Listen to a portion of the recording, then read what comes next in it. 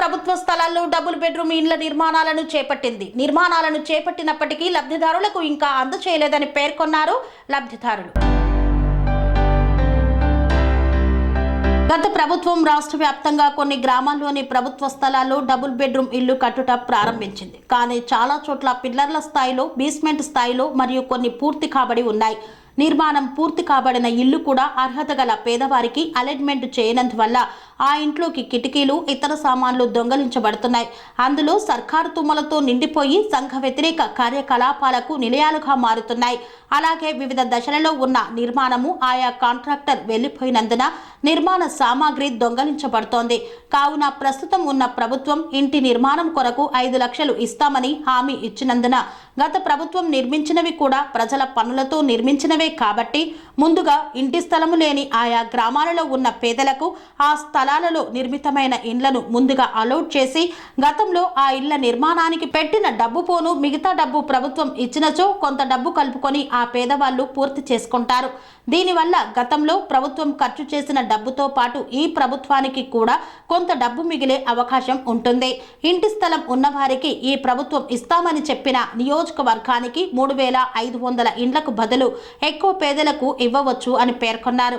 కావున రాష్ట్ర ప్రభుత్వం రాష్ట్ర స్థాయిలో వివిధ దశలలో ఉన్న ఇళ్ల నిర్మాణ వివరాలు పరిశీలించి నిజాయితీగా ఉన్న అర్హులకు ఇవ్వవలసిందిగా సిపిఐ పార్టీ రాష్ట్ర కమిటీ మాజీ సభ్యులు బట్టు దయానందరెడ్డి పేర్కొన్నారు. ప్రభుత్వము పేదలకు డబుల్ బెడ్రూమ్ ఇల్లు కట్టిస్తామనేటువంటి విషయంలో ఇచ్చినటువంటి మాట ప్రకారం రాష్ట్ర వ్యాప్తంగా ప్రభుత్వ స్థలాలు ఉన్న చోట్లలో కొన్ని ఇళ్ళు ప్రారంభించడం జరిగింది.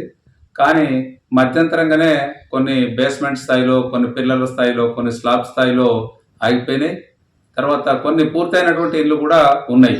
కాకపోతే అవి పేదలకు అలాట్ చేయకపోవడం వల్ల ఆ నిర్మితమైనటువంటి స్థలాలన్నీ కూడా, ఇండ్లన్నీ కూడా కొంచెం అనేక రకాల అక్రమార్కులకు పాలవుతూ ఉన్నాయి. అవి అసాంఘిక శక్తులకు అడ్డాలుగా మారుతూ ఉన్నాయి. కాబట్టి ఈ ప్రభుత్వం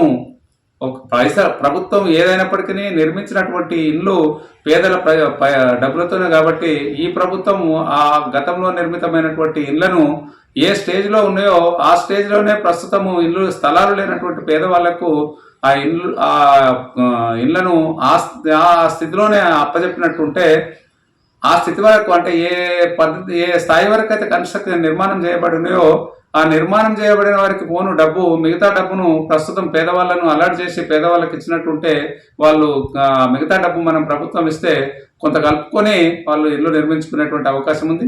దానివల్ల గత ప్రభుత్వం చేసినటువంటి ఖర్చు వృధా కాకుండా ఉంటుంది.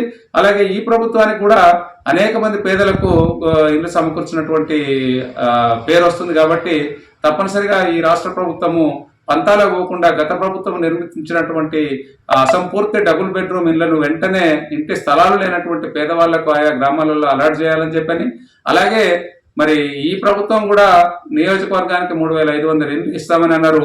ఒకవేళ గతంలో నిర్మితమైన ఇళ్ల స్థలాలు లేని పేదవాళ్ళకి ఇచ్చినట్టుంటే ఇప్పుడు నీ ఇల్లు కావాల్సినటువంటి వాళ్లకు తన సొంత స్థలంలో మీరు ఇస్తానటువంటి డబ్బుతో పాటు గతంలో నిర్మాణమైనటువంటి వాటికి ఖర్చు చేసింది పోను కొంత డబ్బు కూడా ఆదా అయ్యేటువంటి అవకాశం ఉంది. దాని ద్వారా నియోజకవర్గానికి 3,500 కాదు 4,000 వరకైనా కూడా ఇవ్వడానికి ప్రభుత్వానికి వెసులుబాటు ఉంటుంది. కాబట్టి మరింత మంది పేదవాళ్లకు ఉపయోగం ఉంటుంది. కాబట్టి ఈ ప్రభుత్వం రాష్ట్ర వ్యాప్తంగా నిర్మితమైనటువంటి ఆయా స్థాయిలో ఉన్నటువంటి ఇళ్లను పేద ప్రజలకు ఇవ్వాలని చెప్పని, అది నిజాయితీగా వాస్తవ అర్హులకే అందేటట్టుగా ప్రభుత్వం చర్యలు తీసుకోవాలని చెప్పని భారత కమ్యూనిస్ట్ పార్టీగా డిమాండ్ చేస్తా ఉన్నాం. కన్స్ట్రక్షన్ రంగాలలో దశాబ్దపు అనుభవంతో కస్టమర్ల మరియు శ్రేయోభిలాషుల మన్ననలను, నమ్మకాన్ని గెలుపొందిన సంస్థ విఆర్ఆర్ కన్స్ట్రక్షన్స్.